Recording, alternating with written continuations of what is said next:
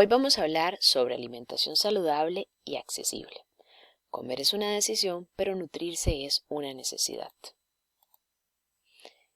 ¿Hay diferencia cuando hablamos de alimentación y de nutrición? Claro que sí, y vamos a ver las diferencias. La alimentación es un proceso que es voluntario y yo conscientemente lo realizo. En cambio, la nutrición es un proceso involuntario e inconsciente. Es mi organismo quien realiza todos los aspectos relacionados a la nutrición. La alimentación está influenciada por factores externos, como religiosos, como sociales, como deportivos o igualmente por características de filosofía de vida. La nutrición está influenciada por factores fisiológicos, o sea, es mi organismo el que manda cómo vamos a realizar esa nutrición. ¿Qué va a abarcar la alimentación? Lo que yo selecciono, cómo yo lo preparo y cómo me lo voy a consumir. En cambio, la nutrición va a tomar en cuenta la digestión, la absorción, la utilización de los nutrientes de los alimentos que estamos consumiendo y la eliminación de los materiales de residuo. ¿Cuáles son los principios básicos de una adecuada alimentación? La alimentación tiene que ser suficiente, tiene que ser completa, proporcionada, adecuada, atractiva e inocua. Cuando hablamos de suficiente es en cantidad de alimentos para poder cubrir las necesidades de energía y también las necesidades que tenga nuestro organismo. Es diferente las necesidades de un recién nacido a un adulto mayor. Y por eso hay que contemplar esas diferencias, hay que tomar en cuenta la edad, si es hombre, si es mujer, la estatura, el peso, cuánta actividad o qué tipo de actividad física realiza y cuál es el estado de salud de la persona. Cuando nosotros vemos cómo está distribuido nuestro día, podemos establecer que aproximadamente 8 horas podemos dormir, hacemos 1 hora de ejercicio, ¿verdad?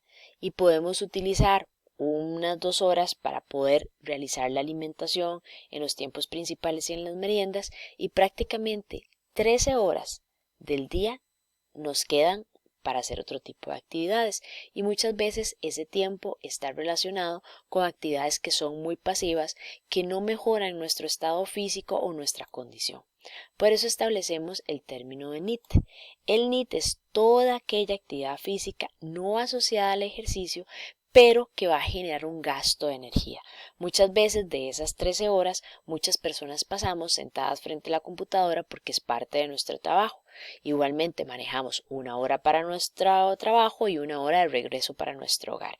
Y lo ideal es tratar de que ese NEAT aumente durante el día.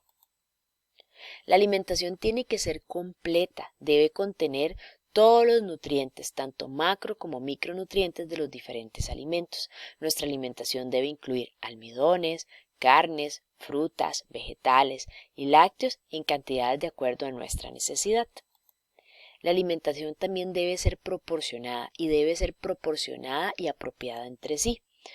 Debemos, de buscar opciones que no sean como la que vemos en la imagen, que son preparaciones muy ricas, muy típicas de nuestro país, pero principalmente contienen almidón, ¿verdad? Tenemos que tratar que nuestro plato se vea distribuido con una mejor proporción de grupos de alimentos. Por ejemplo, para mujeres que están en control de peso, podemos dividir el plato, la mitad de vegetales, una cuarta parte de almidón y una cuarta parte de algún producto proteico. Para hombres podríamos utilizar una tercera parte de vegetales, una tercera parte de almidón y el resto de proteínas. Este plato también pueden ser para mujeres con alta actividad física como tal, es por poner un ejemplo. Entonces, ¿cómo se podrían ver nuestros platos? Se podrían ver con una mejor distribución. Vamos a incluir algo de almidón como plátano maduro, arroz, frijoles, papa, yuca, camote, por ejemplo. Vamos a incluir vegetales, ya sean como ensaladas o como cremas o salteados, o si no tenemos tiempo, por lo menos unas rebanadas de tomate, pepino, zanahoria rallada, ¿verdad? O tomates o vegetales también rellenos como zucchini, berenjena, por ejemplo, de este tipo. La idea es que nuestro plato se vea proporcionado y diferenciado con grupos de alimentos que puedan aportar diferentes nutrientes. La alimentación también tiene que ser adecuada para las condiciones fisiológicas de cada individuo, contemplando qué actividad física realiza, cuál es su edad, ¿verdad? Y cuáles son sus cargas extra que pueda tener.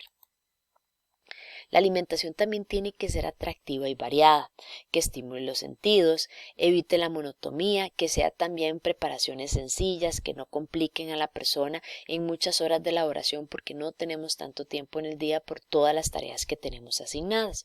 Y muchas veces cuando salimos a comer podemos contemplar que tal vez comernos una ensalada puede ser una mejor opción, ¿verdad? Y podemos encontrar otras preparaciones que también veamos atractivas, que no sean tantos alimentos procesados, pero que también sean gustados por nosotros. Importante también es que la alimentación tiene que ser inocua. ¿Qué quiere decir inocua? Que no implique riesgos para nuestro estado de salud. Debe ser higiénicamente correcta, libre de contaminantes, químicos, tanto bacteriológicos como físicos como tal. Entonces es importante mantener la limpieza, usar agua y materias primas seguras en la preparación de alimentos y también en su formulación. Separar alimentos crudos de cocidos, tratar de no mezclarlos, tener tablas de picar de diferentes colores para poder establecer qué tabla uso para qué alimento, ¿verdad? Realizar una cocción adecuada de los alimentos y a las temperaturas adecuadas. Lo frío se debe mantener frío y lo caliente se debe mantener caliente. Y también controlar estas temperaturas posterior a la preparación de los alimentos. Es importante tomar en cuenta las recomendaciones nutricionales y alimentarias para la población establecida en las guías alimentarias desarrolladas por el Ministerio de Salud e INCIENSA. ¿Qué es lo que nos dicen estas guías? Lo primero, el consumo de al menos 5 porciones de frutas y vegetales diariamente para mejorar esa función inmune.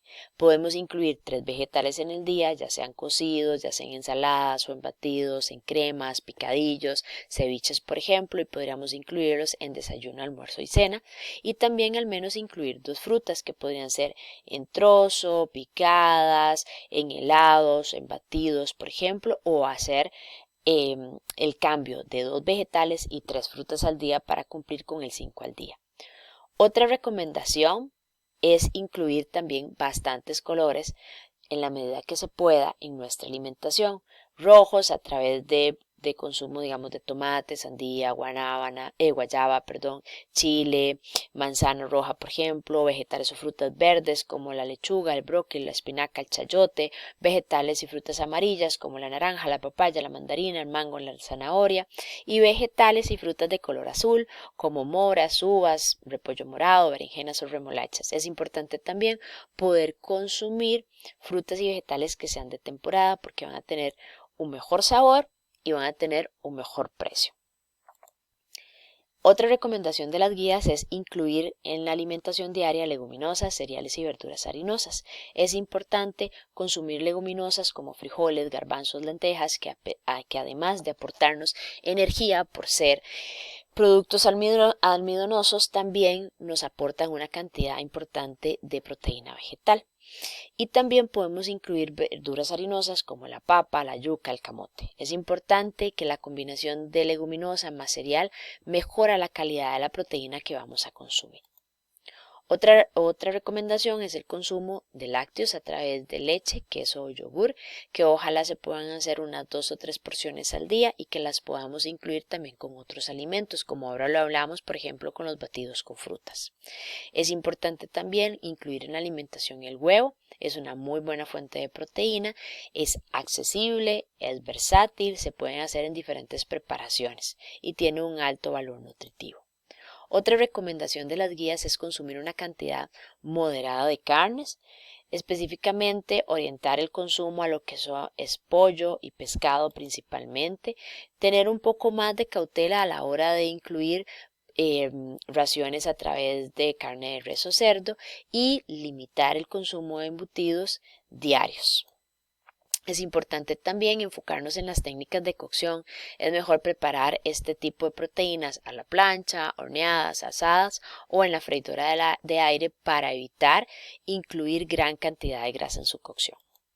Otra recomendación de las guías es reducir el consumo de sal y optar por un aumento del consumo de condimentos naturales en nuestras preparaciones, cebolla, ajo, chile, especies aromáticas o igualmente pueden ser condimentos en polvo naturales que no tengan glutamato monosódico.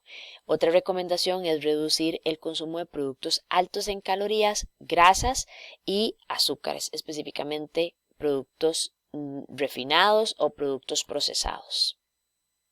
Es importante establecer que los niños pequeños no saben del sabor dulce y del sabor salado, entonces podemos preparar alimentos sin adicionar cantidades excesivas de este tipo de condimentos para que el niño no empiece a desarrollar esa predilección por ese tipo de alimentos. Es mejor utilizar condimentos para que pueda conocer el sabor de otras opciones de condimentos naturales. Otra recomendación es mantener un buen estado de hidratación. La recomendación es un consumo de al menos 8 vasos de líquido. ¿Okay? Importante es que va a contar como líquido el agua, los jugos, los caldos, tés, por ejemplo, pero no vamos a contar el té o el café con cafeína. Lo importante es que yo pueda hacer el hábito de consumir una cantidad de líquido diario durante el día. Entonces puedo empezar con una botella pequeña y posteriormente ir aumentando el consumo a través del líquido que voy a contener en esa botella y que diariamente voy a consumir.